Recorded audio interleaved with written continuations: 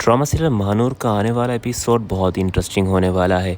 आने वाले एपिसोड में बेस्ट सीन देखने वाले हैं। सबसे पहले जो सीन होगा आप देखेंगे कि मुनेज़ा दिलावर को कहेगी कि दिलावर तुम होश में तो हो।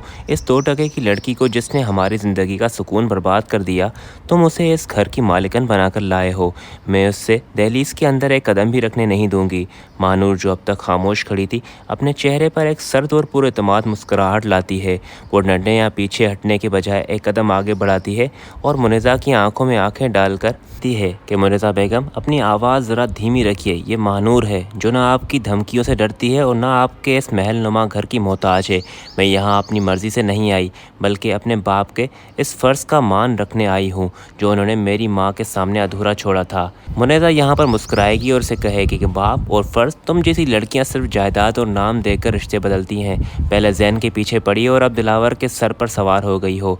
महानूर के चेहरे पर मुनेज़ा की इस तजलील से एक पल के लिए गुस्से की लहर दौड़ती है, मगर वो खुद पर काबू पाते हुए कहती है, तजलील तो आपकी फितरत में है मुनेज़ा बेगम, लेकिन याद रखिए अब मैं बेसहारा नहीं हूँ कि आप जो चाहेंगी वो बोलेंगी और मैं सुनकर रोती रहूँगी। उसके बाद दिलावर साहब की बीच में आप एंट्री देखेंगे। अभी मुनेज़ा दोबारा महानूर पर चिल्लाने ही वाली होती है कि पीछे से दिलावर साहब की गरजदार आवाज़ पूरे हॉल में गूंज उठती है, बस मुनेज़ा बस बहुत हो गया। दिलावर साहब तेज़ी से चलते हुए महानूर और मुनेज़ा के बीच में आकर खड़े हो जाते हैं। उनका चेहरा गुस्से से लाल हो चुका होता है। वो मुनेज़ा की तरफ इशारा करते हुए इंतहाई सख्त लहजे में कहते हैं, आज के बाद अगर तुमने मेरी बेटी की तरफ ऊंची आवाज़ में बात की तो याद रखना कि इस घर में तुम्हारा वजूद ख़त्म हो जाएगा। मैंने बरसों तुम्हारी अना और तुम्हारी बदतमीज़ियों को सिर्फ इसलिए बर्दाश्त किया क्योंकि मैं अपने माजी के बोझ तले दबा हुआ था, लेकिन अब मेरी बेटी मेरे साथ है और अब उसकी इज़्ज़त पर आँच आने का मतलब है कि दिलावर अली की गैरत को ललकारना।